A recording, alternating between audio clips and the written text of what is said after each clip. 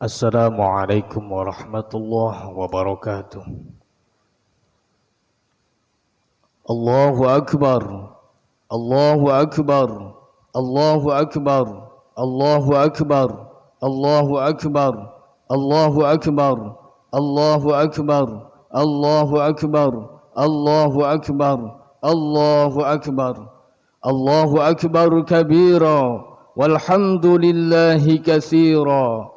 وسبحان الله بكرة وأصيلا لا إله إلا الله وحده صدق وعده ونصر عبده وأعز جنده وهزم الأحزاب وحده لا إله إلا الله والله أكبر الله أكبر ولله الحمد. الحمد لله الذي أمرنا بذبح الأضحية وبلغنا إلى هذا اليوم من 10 ذي الحجة وأشهد أن لا إله إلا الله ذو رحمة واسعة وأشهد أن سيدنا محمدا عبده ورسوله الذي ترجى منه الشفاعة. اللهم صل وسلم وبارك على سيدنا محمد النبي الرحمة وعلى آله وأصحابه ذوي العقول السليمة صلاة وسلاما متلازمين إلى يوم القيامة. أما بعد، فيا عباد الرحمن، فإني أوصيكم ونفسي بتقوى الله المنان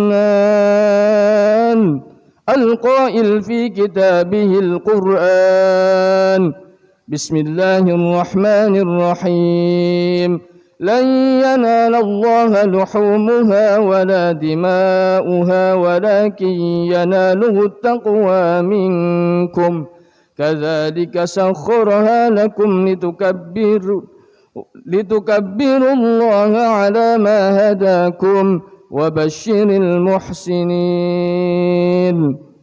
معاشر المسلمين والmuslimat, jamaah salat Idul Adha rahimakumullah. Semua yang hadir di tempat ini pasti merasakan betapa besar nikmat-nikmat Allah yang telah dianugerahkan. Nikmat yang tak akan bisa dihitung dalam angka dan angan-angan. Nikmat itu terus mengiringi setiap langkah kita dalam kehidupan untuk kita syukuri serta diwujudkan melalui lisan dan diamalkan dalam keseharian. Di antara nikmat yang tidak bisa kita pungkiri saat ini adalah kita diberikannya umur panjang, diberikannya kesehatan dan kesempatan yang selalu mengiringi, sehingga kita bisa merasakan nikmat berhari raya Idul Adha 1445 Hijriah bersama orang-orang yang kita cintai. Nikmat ini pula mestilah diimbangi dengan menguatnya iman dan takwa yang ada di dalam diri kita, yakni dengan menjalankan perintahnya yang suci dan meninggalkan larangannya yang dibenci. Allah berfirman dalam Al-Quran surah Ali Imran ayat 102. Bismillahirrahmanirrahim. Ya ayyuhalladzina amanuttaqullaha haqqa tuqatih wa la tamutunna illa wa antum muslimun. Yang artinya, wallahu a'lam bimuradih. Wahai orang-orang yang beriman, bertakwalah kepada Allah dengan sebenar-benarnya takwa, dan janganlah kamu mati kecuali dalam keadaan muslim.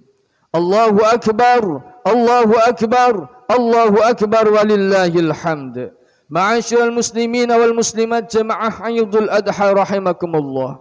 Idul Adha merupakan hari raya umat Islam yang selalu diramaikan dengan kemeriahan dan kebersamaan. Semua ini bisa kita rasakan dalam rangkaian ibadah salat Id berjamaah, ibadah haji dan juga kurban. kita berkumpul di masjid dan tanah lapang yang penuh keberkahan sebagai wujud penghambaan dan ketaatan tanpa memandang status kehidupan, karena semua sama di hadapan Allah dengan pembeda hanya ketakwaan. Ibadah haji dan salat Idul Adha semestinya memperkuat ikatan persaudaraan kita. Kita memang diciptakan berbeda suku, bangsa, warna kulit dan budaya. Namun perbedaan itu bukan untuk dibanding-bandingkan dan merasa unggul satu dengan yang lainnya, melainkan untuk saling mengenal satu dan lainnya, sehingga muncul harmoni yang menambah keindahan dalam kehidupan dunia. Allah Subhanahu wa taala berfirman dalam Quran surat Al-Hujurat ayat 13. Ya ayyuhan nasu inna khalaqnakum min dzakarin wa untha wa ja'alnakum syu'uban wa qabaila lita'arafu inna akramakum 'indallahi atqakum innallaha 'alimun khabir. Yang artinya wallahu a'lam bimuradih. Wahai manusia, sesungguhnya kami telah menciptakan kamu dari seorang laki-laki dan perempuan. Kemudian kami menjadikan kamu berbangsa-bangsa dan bersuku-suku agar kamu saling mengenal. Sesungguhnya yang paling mulia di antara kamu di sisi Allah adalah orang yang paling bertakwa. Sesungguhnya Allah mengetahui lagi maha teliti. Oleh karena itu, mari kita tinggalkan sifat dan sikap merasa unggul dalam materi dan kekayaan. Jauhi sikap merasa lebih mulia karena nasab dan keturunan. Hindari merasa lebih menarik dalam tampilan fisik dan pakaian. Ciptakan kehidupan yang saling menghormati dalam perbedaan. Wujudkan kerukunan dan tumbuhkan cinta pada perdamaian. Karena sekali lagi yang dinilai oleh Allah hanyalah ketakwaan. Allahu Akbar, Allahu Akbar, Allahu Akbar walillahil hamd. Ma'asyiral muslimin wal muslimat jamaah salat Idul Adha rahimakumullah. Selain salat Idul Adha dan berhaji di tanah suci, rasa cinta juga bisa kita tumbuhkan dari ibadah kurban yang kita jalani. Kurban dilakukan dengan menyembelih hewan ini adalah simbol kita menyembelih dan membuang sifat kebinatangan yang bersemayam dalam diri. Sombong, rakus, egois, serakah, dan mau menang sendiri menjadi sifat yang harus kita basmi dan hindari. Selanjutnya, cinta dan saling mengasihi harus kita pupuk dalam hati dan diri kita pribadi. Mari kita sisihkan harta yang kita miliki dengan berbagi. Janganlah khawatir harta kita akan berkurang karena banyak memberi. Allah lah sang maha pemberi yang akan melipat gandakan sedekah yang kita lakoni. Rasulullah sallallahu alaihi wasallam bersabda, "Ma ahsana 'abdun as-sadaqata illa ahsanallahu 'azza wa jalla al-khilafata ala tirkatihi." Yang artinya, tidaklah seorang hamba memperbaiki sedekahnya kecuali Allah memperbaiki pengganti atas harta tinggalannya. Hadis riwayat Ibnul Mubarak. Hadirin jamaah salat Idul Adha rahimakumullah. Semoga hari raya Idul Adha kali ini benar-benar mampu menumbuhkan cinta dan kepedulian kepada sesama. Semoga semua ibadah kita diterima oleh Allah Subhanahu wa taala. Amin ya rabbal alamin. Ja'alana Allah wa iyyakum minal 'aidin wal faizin wal maqbulin. كل عام وأنتم بخير آمنين. بسم الله الرحمن الرحيم. وسارعوا إلى مغفرة من ربكم وجنة عرضها السماوات والأرض أعدت للمتقين وقل رب اغفر وارحم وأنت خير الراحمين.